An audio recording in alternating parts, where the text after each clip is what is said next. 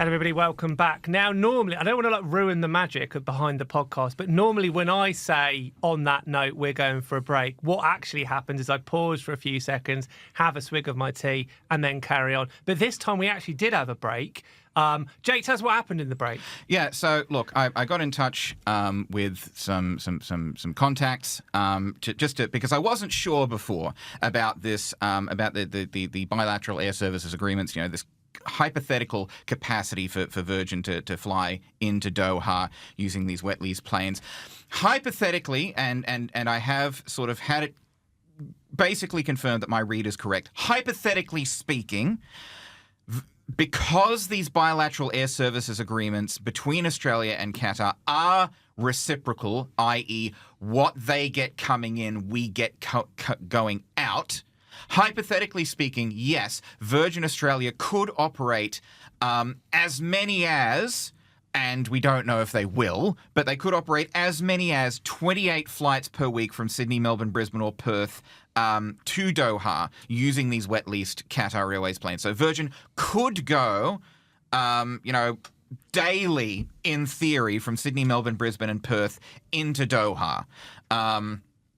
Because that would be, that would be 28 flights per week. Additionally, I'll just go a bit more into this available capacity. They could fly 7 frequencies per week with any aircraft type between Qatar and Brisbane, Melbourne, Perth and Sydney, provided that those services operate via or beyond to a point in Australia other than Brisbane, Melbourne, Perth and Sydney. So, to translate, if they wanted, they could say go from, Adelaide to Sydney to Doha, for example, or Adelaide to Perth to Doha or something, or Canberra, Sydney, Doha, something like that. They could do that up to 7 times a week.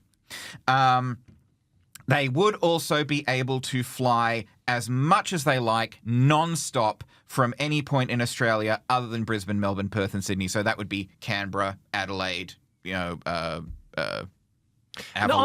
we're not suggesting that this was all purely done to get more flights into Doha. I do think there is certainly a big element there that they genuinely wanted to invest in a domestic carrier. But nonetheless, this is genius, isn't it? Yeah, it's pretty clever. This is like someone at House of Cards, like found some cunning way around the rules. A lot of people thought those rules were stupid, but this is brilliant. This is very clever. It's a very smart thing for them to have done, and it's going to be beneficial for both Virgin and Qatar Airways, I think. Well, Qatar, if you do want to come on the podcast, yeah, absolutely. And anyone from Virgin wants to come on the podcast talk about this, we'd be more than happy to have you as well.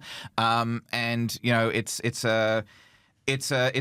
potentially good for customers wanting to go to Europe or anywhere connecting through Doha, which is a pretty extensive hub. I think like 100 and something destinations out of Doha. So, I don't want to praise them too highly on the podcast because, as we all know, when we praise airlines on this podcast, they go under. Yeah. But you have to think, good move. Good move. Right, let's move on and talk about another story that's been one of the dominant stories of the year. Obviously, as we record this, it's been the case for a few weeks now or a couple of months now, Rex is still in administration. Speaking of praising airlines and having them go under. Exactly, yes. The curse of Australian aviation. Also, obviously, Rex is still in administration.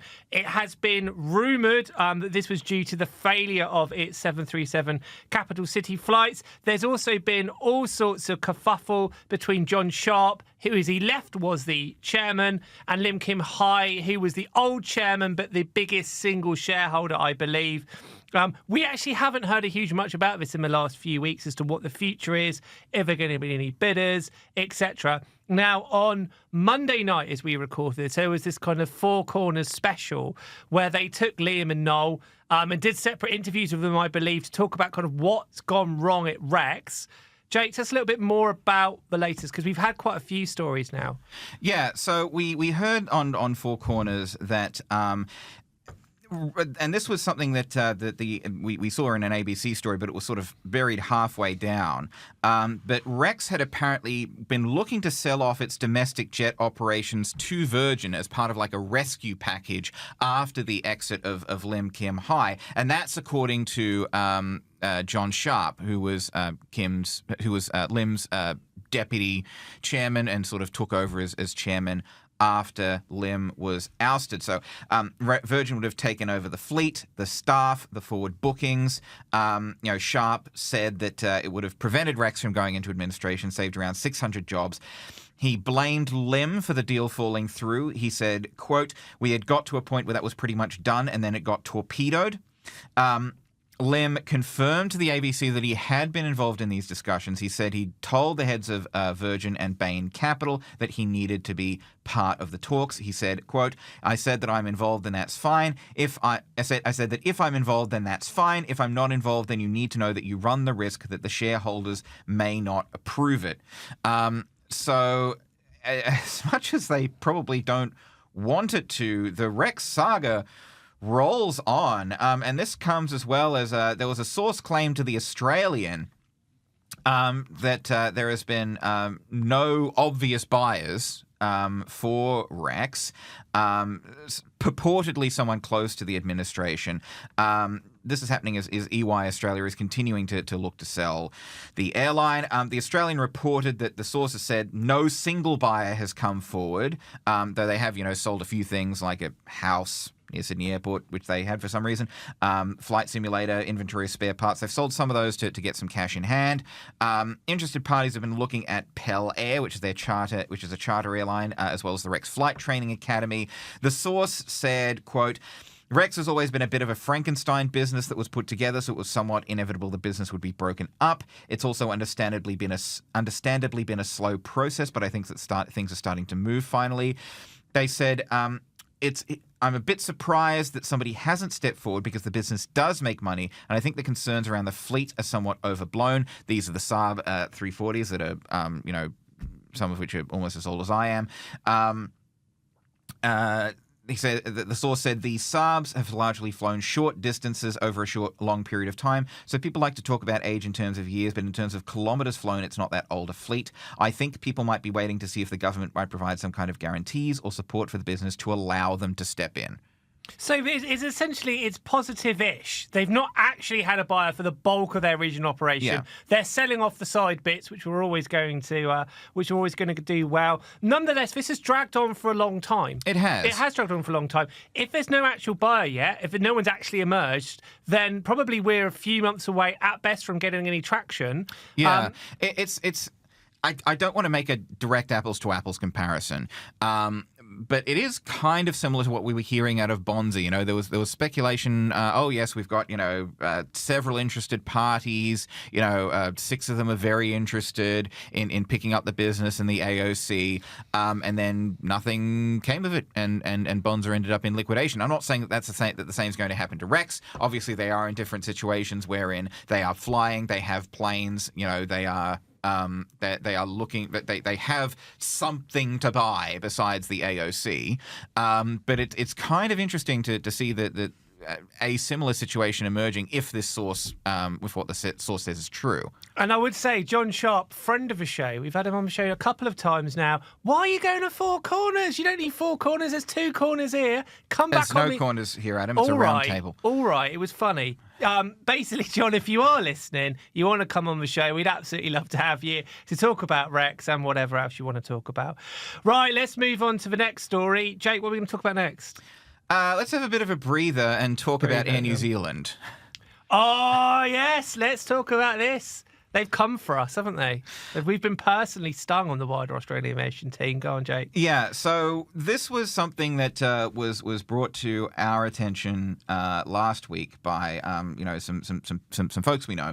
The South Korean booking website for Air New Zealand had a bit of a technical problem that was seeing fares posted, economy fares, trans-Tasman for like 6,100 Korean won, which is the equivalent of like less than $7 Australian. And there were business fares selling for around 14 Australian dollars.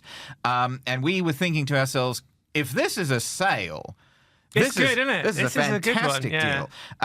So I would like to personally apologize to everyone who might have booked one of these flights, because I reached out to Air New Zealand. Oh no, you're a grass, aren't you? You grassed him in. Yeah, I told the teacher that they'd forgotten to assign us homework. God. And I asked Air New Zealand about this, and it was confirmed that it was a glitch, which does make sense because these prices were being advertised as far out of September next year, which, could have really hurt them if this had been allowed to go on. But they suspended the South Korean site, refunded customers who had booked those absurdly cheap fares.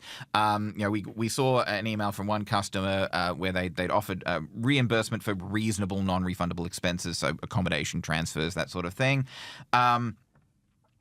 Apparently, according to Air New Zealand's Chief Customer and Sales Officer, Leanne Geraghty, it was a glitch in the currency conversion extension on the South Korean storefront.